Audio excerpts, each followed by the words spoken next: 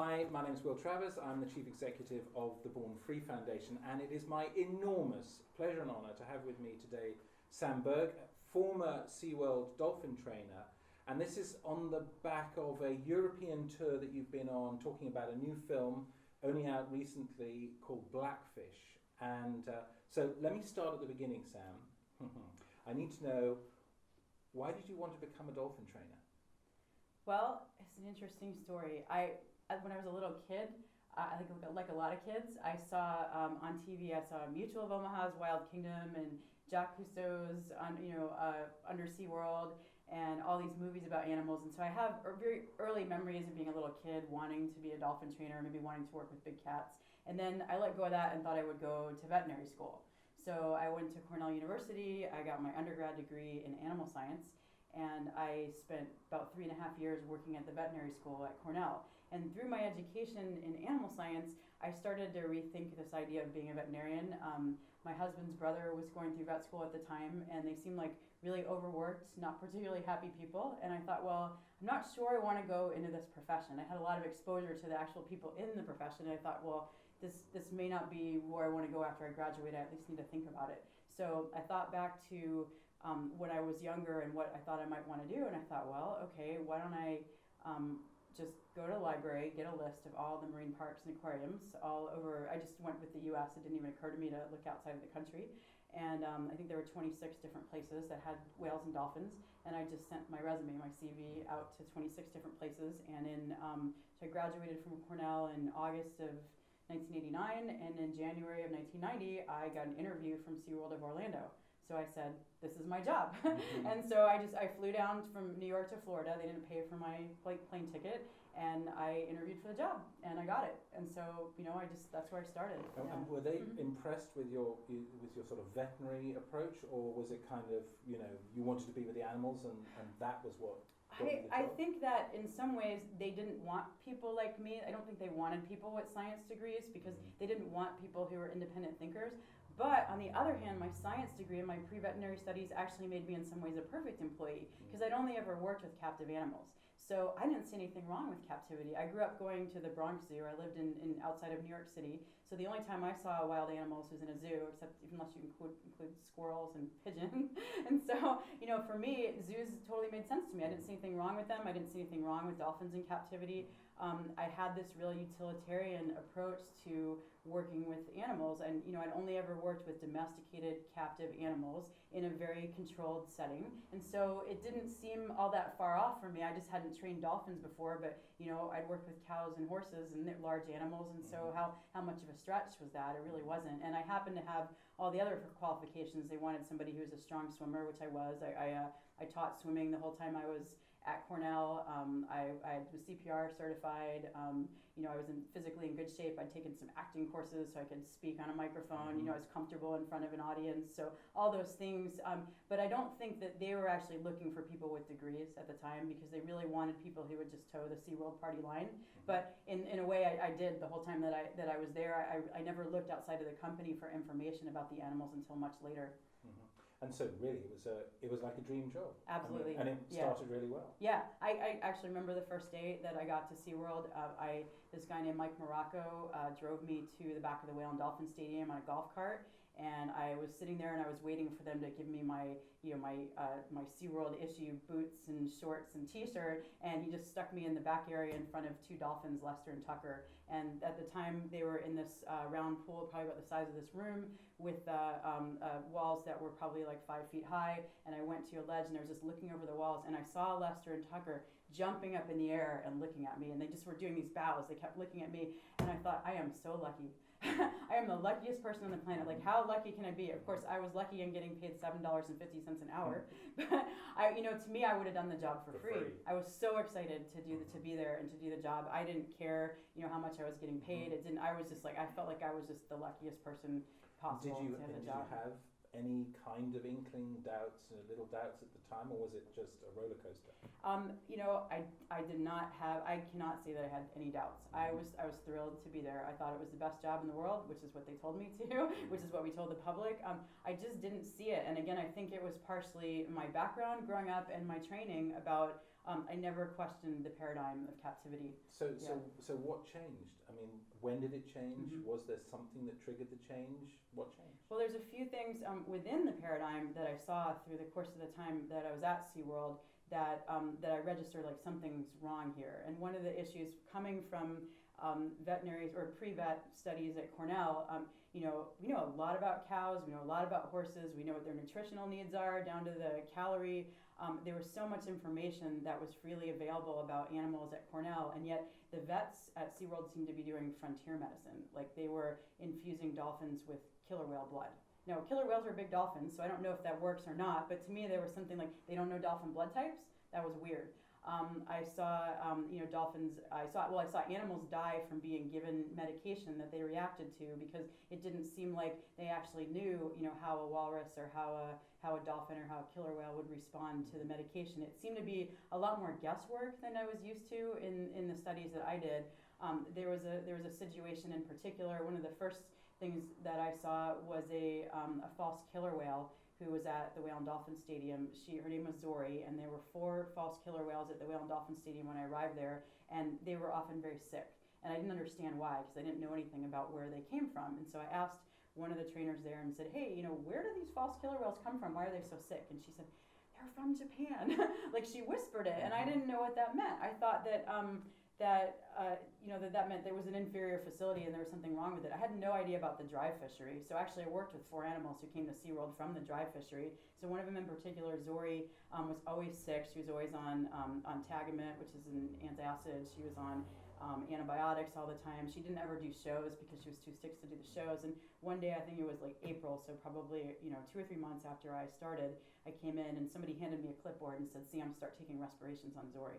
And so I got my clipboard and I went over her and I'm counting how many times she breathes every 5 minutes, and her respirations started getting more and more labored and faster, and she started swimming these really tight circles and beating her head up against the side of the pool and slamming her flukes into the side of the pool. And finally, after I don't know how long it was, I was just chasing her around the pool doing her thing. Finally, she just threw up, like her whole guts just came out. It was like everything inside of her came out. It was like blood and guts like you just haven't ever seen. It was just horrible. And then she just slowly sank to the bottom of the pool. And then there was this pause, and the 2 vets that were working at SeaWorld at the time were both standing over this gate over the med pool, where they'd been trying to get her into the med pool to raise her up so she didn't have to struggle, but she was so violent that it was too late for them to do that. And that's what they do often. If they know an animal's dying, they'll try to get them in the med pool and lift the false bottom so they don't have that struggle, but they weren't able to do that with her. So they just watched. And then, so she died, and one vet turns to the other and he says, damn, I thought we were out of the woods with that animal. And I'm thinking, huh? That doesn't make sense to me that they really didn't know where they were at with this animal. So it sounds like that not only was there a lack of knowledge at the time, but there was a lack of information. You weren't briefed. Oh yeah, where did the animals come from? What's their background? Right. What's their medical history? Right. And all those kind of things. Did that register as as someone who was a sort of a veterinary person? Was that something that registered with you? Like, wow. It's so weird. It's like I saw things and they didn't sit right, but yet I was so good at being a good employee. It's so funny to me now that I think back. Why didn't I question that? Like I didn't know there was a beluga whale that I worked with. His name was Shadow, who had been in the wild 3.5 years before I got there. I just thought that I believed that this institution was doing real education and science. And they call themselves the world's foremost facility for killer whale research, study, and display. And I believed them. And there was no internet. I couldn't. There was no reason for me to look outside the company. I just thought the information I was getting from them was the truth. And then I was going to tell you another story real quick about a dolphin who starved to death. She was the daughter of a dolphin who died from a fungal medicine that was improperly administered. The dolphin died, and her daughter Celeste was therefore very subdominant. She was attacked by the female dolphins quite often, and eventually they started beating her up so she would throw up her food, so they would get her food. And it became more and more reinforcing for this dolphin to actually throw up her food rather than eat it. And this was a behavioral problem. So this was not like a physical problem. There's nothing wrong with the animal. This was purely, you've got dominant animals who are attacking a subdominant animal, and we couldn't do anything about it. despite trying to train her to not throw up her food, despite the vets coming in and tube feeding her, she just wasted away to nothing and became a skeleton of a dolphin and died. And this was a dolphin who, because she was captive born, she was really imprinted on humans, and you could like jump in the water and hug her. Like she really seemed to respond to humans. And again, it was something like I was like, we're trainers, shouldn't we be able to deal with that? So again, like all of those things were sort of compartmentalized in my mind. One of the things I didn't bring up at the Q&A yesterday was that I had, once I left SeaWorld for 17 years, I had SeaWorld dreams. None of them were negative, but every couple of weeks I would dream that I was at the park at one of the stadiums, and I was aware in my head that I was an acupuncturist living in Alaska or whatever I was doing, that I didn't belong there, but it was like there was something I needed to do. So there was a part of me that was definitely registering that things were not right, but I think for some reason, because I didn't question the overarching idea of whether or not captivity made sense for the animals, I never really asked all the questions. I just sort of, I saw things that I didn't like and that were confusing to me. And do you think that other people working in the industry, certainly the trainers who have that intimate day in, day out relationship with the animals, do you think there were questions being raised in their minds? Yeah, I think a lot of conversations went on sort of behind the scenes, like behind the scenes, and but it would be, there were people who witnessed particular things, and one thing that comes to mind is Carol Ray's story about in Blackfish about Kalina being taken away from her mom, Katina. I was at the park when that happened. That was February of 1990. So it was just a few weeks after I'd started, and I became friends with Carol Ray when she was moved to the Whale and Dolphin Stadium several months after that incident, and we became actually really good friends. She never told me that story. Like it was so hard for her, and so and I think that a lot of things happened, and some people knew about them and other people didn't, and it was like it's hard to lace it all together, isn't it? When you have one incident, then another incident, and different people involved in different facilities. To be able to kind of pull the whole picture together is sometimes really difficult. Well, and I think that was by design, because there's this cult-like aspect to the environment. I mean, you're trained there to believe only what you hear from the company. They said that when legitimate scientists would come into the park, they would often be characterized as activists. Not only the activists were activists, but the scientists were activists. We were not encouraged to interact with people from other parks, not even within the SeaWorld parks. There were things that happened at the park in California or the park in Texas that I knew nothing about. And now it seems strange. Why don't you just pick up your mobile phone? And well, there was no mobile phone, there was no email, and so I only recently reconnected with, or connected at all with, some of the trainers from Sealand who knew Tillicum, Steve Huckster and Eric Walters. I've just been recently in the past 6 months in touch with them, and I'm thinking, when Tillicum, when Kelty died. And we knew that Tillicum was somehow involved with Kelty's death in 1991 in Victoria, but none of the trainers at SeaWorld in Orlando, even though these animals were coming to Orlando, specific trainers were assigned to go to Sealand and monitor the animals, very senior people, but the rest of us didn't. We're kept in the dark. Yeah, we didn't. It didn't even occur. I mean, it's so nuts. I always say that if the airplane industry was run the way SeaWorld is run, there would be planes falling out of the sky. Because you never shared the information. Yeah, there was no transparency, and then everybody was also, it was kind of CYA, cover your ass. Like if a mistake happened because the culture was blame the trainer, and there's another reason for that. I mean, everything that happened there, I now see it as, I start to sound like a conspiracy theorist, but it's by design. I mean, they're trying to present a particular picture to the public, so by blaming the trainer, then the animals are not aggressive. So if it's always the trainer's fault, it's not because this is just a fact of life in captivity, because animals don't belong there and they're going to eventually, it's like law of averages, they will attack trainers. It's just what happens. But if it's the trainer's fault, then you have control over it. There's something that you can do. And it deflects people's attention. Exactly. Now, you mentioned Blackfish just now, and of course that's what's brought this to the forefront of public attention, both in the US and here. What has been, this is what is a 90-minute film? What is the impact of that documentary? I mean, I've seen it, but I want to get your sense of the impact. I think the impact, I am seeing people just, every single person who watches this movie wants to know what they can do. It blows the doors off the myth that captivity is okay. I mean, it just puts it right out there so everybody can see the truth of what's actually going on. And I think that I just haven't seen anything cause this kind of reaction in people. I did not expect it. But I mean, after the movie, everybody comes up to me and it's like, what can we do? How can we help? How can, it's like, it's very clear that it's wrong. I mean, it's so clear that it's black and white. And it's so interesting because SeaWorld's had the microphone for, 40, 50 years, and they've been saying what they wanted to say, and they've been characterizing themselves as experts, and they've been discrediting people who are not in the captivity industry. And this one movie, 83 minutes, people sit and they watch it, and even if they haven't questioned whether or not captivity is right, I mean, they come away so clear. I mean, I just got a letter today from my sister whose mother-in-law watched the movie. She didn't even know that I was in it. She found out after the fact. She wrote a letter to my sister, and she said, my grandkids are never going to SeaWorld, and I'm not going back to SeaWorld. And this is a person who, would never consider not going. Why would she even think about not going? So it's getting to demographics of people that wouldn't. It's just what you do. I know when we talked actually a couple of days ago, we talked about the showing that took place on CNN, and you mentioned something very interesting about the sort of opinion poll articles and the demographic. Right, and that was going to get to that part. So after the first showing, you get 1.4 million people saw it on CNN on October 24th.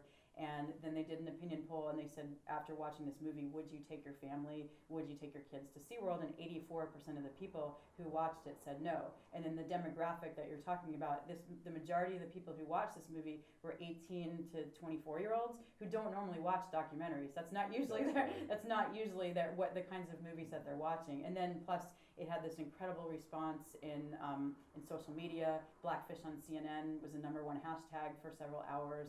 It's just been going. Every time it aired on CNN, it went crazy in Twitter, it went crazy on Facebook. So it's sparking something in people that I haven't seen. It's like it's opening people's hearts and opening their minds at the same time. It's just doing something. It's like this blast of truth, and it's clearly not from the place of having this agenda trying to make you feel something or force you into something. It's just sort of you're gradually led through the movie to the first time I watched it, I was even going, oh, really? And you're just more and more like, really? How is that possible? And so how did we even get here that we're in this place that it's acceptable? Having seen it a couple of times, I have to say that it's the, and I don't mean relentless in the wrong way, I mean relentless presentation of evidence. It's former trainer after former trainer, incident after incident, news clip after news clip, and eventually, you cannot suspend your disbelief any longer. You can't go, it was one guy, it was one incident, it was 30 years ago. It's just a continuum of catastrophe, if I can call it that. It is. And it explodes the down-home mom and apple pie image that this particular institution has lived off, and the way that it's presented to the audiences. I've been to see some shows there, and I know exactly how lovely it is. And but behind the scenes, it's so obviously when you see what it is, like captivity is like this slow motion train wreck. I mean, in particular, watching the situation with Tillicum, it's like something was set into motion when he was captured 30 years ago, and then you have 2 deaths, and then you have this third death at the end of this huge chain of events and decisions that have been made. But in some ways, it was inevitable. So to even call Dawn's death an accident is an insult to her. I mean, it was just like, it was inevitable that we were going to end up here given the decisions that we made to put these animals in captivity in the first place. So, 2 more questions. You said one yourself, the what can we do question. And just to sort of, for UK and European context, we don't have any dolphins in captivity in the UK anymore, not for 20 years, and I see no real appetite for them to return. But unfortunately, in Europe as a whole, we have hundreds of dolphins in captivity. We don't have the great organizations like SeaWorld, but we have lots of facilities. What do you think can be done about those facilities, those dolphins? What about the dolphins, and what about the business? Well, the first thing that I've told audiences just to stop frequenting these places. So stop buying tickets to go see the shows. If you have a particular NGO like Born Free, please support your NGOs who are doing work in each one of the countries that we went to. I know that Born Free active in getting getting organizations to work together. So now you have SOS Delphini and I can never get the SOS Delphinis, SOS Delphini. You're So right. yeah, okay, right, okay, close enough, right? You know, you have LAV, you have all these organizations that are doing good work and have access to the parliamentarians in the European Parliament. And so as it seems to me, as people start supporting these organizations and the organizations start getting the attention of the parliamentarians, then that's going to be a way that policy is going to be changed, and we're going to get laws in place in the EU that are either going to be so strict that some of these people can't meet the standards, they can't start new dolphinariums, and then the ones that are in are going to have to be phased out over a period of time. But then, of course, the natural question that follows where that do the is, animals what go? do we do with Yeah, these animals? and so this is a very complicated question, and I don't know that anybody's got the answer. Perfect answer. Yeah, I think that every animal you have to take on an individual basis. First of all, we know as far as captive dolphins that were captured from the wild, if we know where their pod lives, we know where their family is, there's a pretty good success rate with returning them to the wild. We have only one example of a killer whale being returned to the wild, and this is Keiko from Free Willy. Keiko was in a small pool in Mexico. He was very sick. He couldn't hold his breath for even a minute underwater. He had a virus. He was 2,000 pounds underweight. After the movie Free Willy came out, kids from all over the world sent money in. The timing was just perfect. They got investors in. One of the Cousteau family got involved with Ocean Futures. There was an angel investor from the cell phone industry. They built him this huge tank in the Oregon Aquarium. Eventually got him to Iceland. He gained 2,000 pounds. He was able to eat live fish. Went off on ocean walks, and one day just kept going and ended swimming 1,000 miles from Iceland to Norway. He did interact with wild whales, but he did eventually come back to Norway and start looking for human interaction. Now, the captive marine mammal display industry characterizes this as the worst case of animal abuse on the planet. I think that's very funny when you look at where Keiko started. Keiko was in a little itty bitty pool in Mexico and was near death. They didn't even think he was going to make the transport and managed to be out on his own in the ocean. To me, that's a success, but I also think we learned a lot from that situation, and we would do it differently. And so then you take that and you look at the individual killer whales in captivity. You have some killer whales that were captured in the wild, and you have some killer whales that have been born in captivity. And so they're both different situations. You can take an animal like Lolita, who's actually in the movie Blackfish, because you see the footage from her being captured from the Penn Cove captures off the coast of the San Juan Islands. She's at the Miami Seaquarium. Her family's still alive in the wild. She's still in good health. Her teeth are still in good condition. So she could potentially be, I'd say she's a good candidate. Some people think that she is. There are other animals like Tilikum is a good example of an animal that's probably not getting back out into the wild. The best case scenario for him might be just some sort of ocean sanctuary. But even that for him, it would be challenging to make the case for that, because to take care of him effectively, because he is so sick, and also he's got broken teeth, his lower jaw's decimated, and the vets have had to drill out the pulp in his teeth. It leaves open boreholes, which then they have to flush with a betadine solution 3 times a day to keep fish from getting stuck in there. So it's not that he can't catch fish, it's that the sort of the detritus from the fish will get stuck in these boreholes and can cause infections. So he just needs to be taken care of by humans. So you do that in a ocean intensive I mean, I don't know how you can do that in a more wild kind of setting. So he might need to be in in some sort of a tank situation for the rest of his life. And then you have the captive borns that have never been in the wild. And the issue, again, I don't think they'd have any problem learning to eat live fish. I mean, they're very smart, but they need to know where the fish are. And that's why, these animals this is a matriarchal society. So that's what the matriarch does with the pods in the wild. They basically, the older animals know where to find the food. And so, but I even heard it suggested at a Q&A that I did in Amsterdam last week with Dr. Astrid Van Ginniken. She said, well, what if we could pair the captive borns with a matriarch who knows where the food is? Maybe they could be outside for a little bit, and then there would be certain times of the year they'd have to be in a pen. I think it's kind of wide open because it's never been done. And I think that's the issue, is that you've got scientists and even former trainers who will argue that this is impossible and the science isn't there. But the science isn't there because it hasn't been tried. That's really what we're talking about. And I think the issue is, it's logistics, it's people who are willing to donate their time, and it's money. It comes down to money, and who's got the money places to like sustain yeah. something like that over Yeah, a long period exactly, of time. for as long as it takes. And some of these animals will always need to be under some sort of human care. They'll need veterinary care, and other animals may able to get back out into the wild. And I think they're always, because they're so intelligent, I think that we'll be surprised at what they're capable of. Exactly. But it is having experienced it a little bit ourselves with the 2 rehabs that we've done. It's a labor high intensive, risk, it's high risk.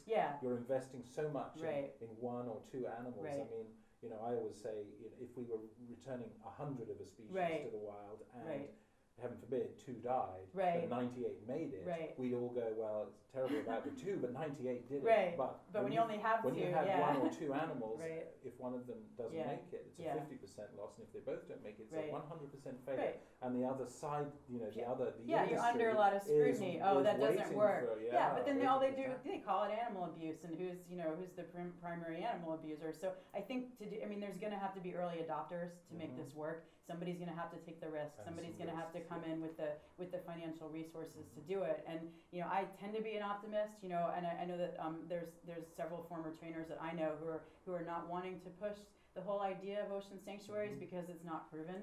But some of these animals, I would just like to see them get the chance. Lolita is one for sure, because it just, to me, knowing her family's out there in the wild and that she can recognize their calls, to not give her the chance to at least be in a, that's the kind of, for an animal like her, for Tillicum, of course I'd love to see him in the ocean again, but, I am a realist. I get that that's not possible for him.